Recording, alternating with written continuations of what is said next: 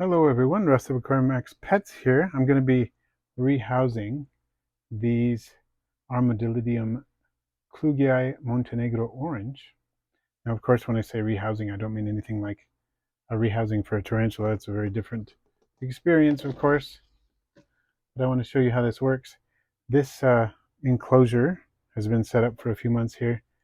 Been raising these isopods in here, which were sent to me by Isotopia, and the substrate was sent to me by Biolyves.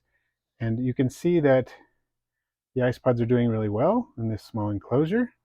And I get the question fairly often, when do you know when it's time to rehouse your isopods, upgrade the enclosure? And I think we're about there with this enclosure. This is a fairly small enclosure, you can see. So it's about time to do that. So there are several steps to that. You can see here that I have an enclosure partially set up and ready to go. I've got the hydration station over here with the moss. I've got some substrate, which is organic compost, to which I've added calcium, mainly for pH, although the isopods might nibble on it some.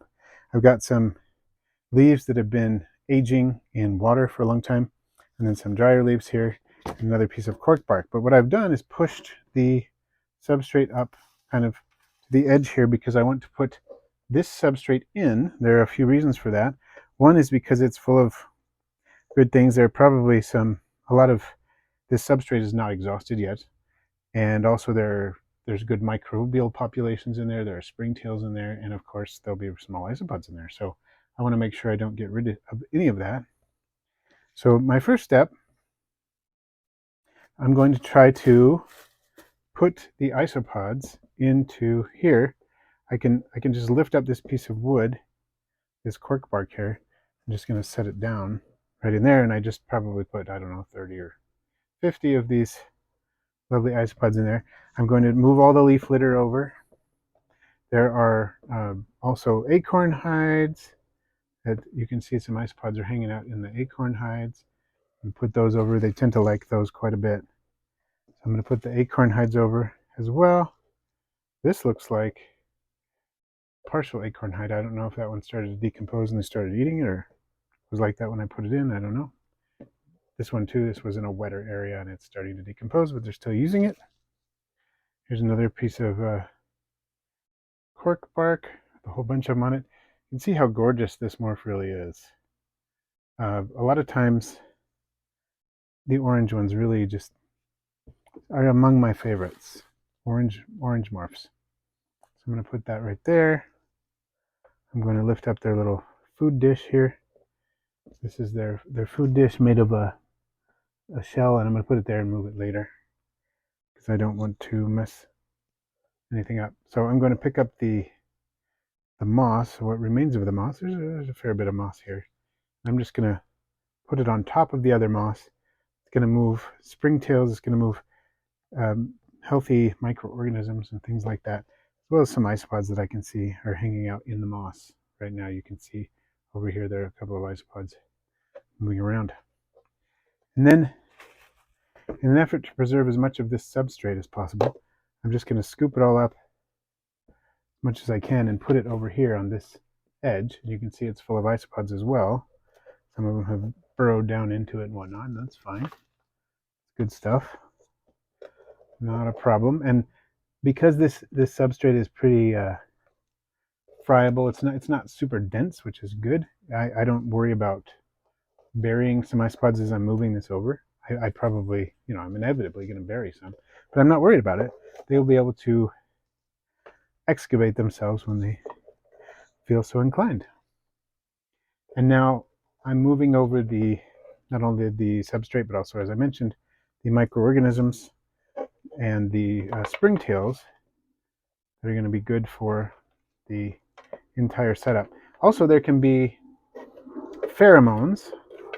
I apologize if you're hearing that airplane flying by. Nothing I can do about that. But there'll be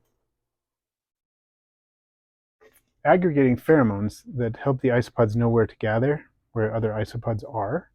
There may be some of that in the substrate, as well as all the other things that I mentioned. And the pH of this substrate may well be something the isopods are accustomed to, and they may not be accustomed to the pH in the other substrate. So by moving the substrate over to this bin, I'm essentially creating a hospitable environment for the isopods. Now the next step is to, let's see, I'm going to move some leaf litter back over here. I want the leaf litter to be more distributed. And I've kind of created a two-level effect, which is not an issue. You can see here the substrate on this side looks quite a bit different than the other substrate. This is just some of my homemade mix.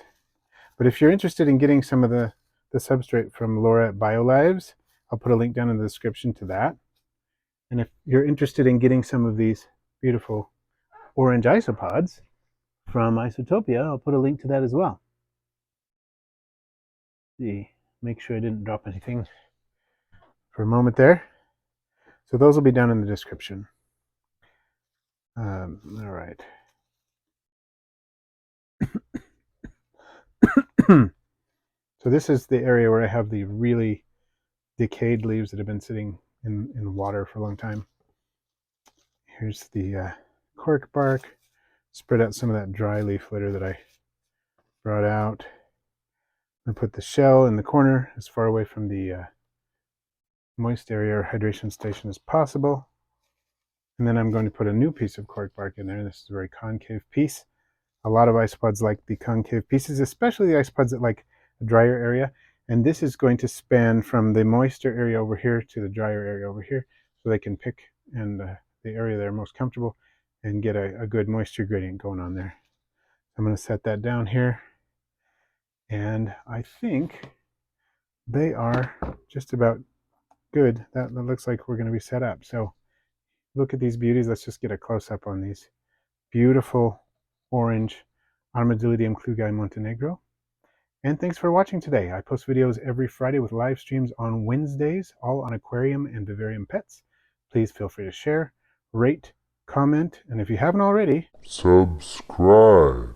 And then tap the bell for all notifications so you don't miss my next video.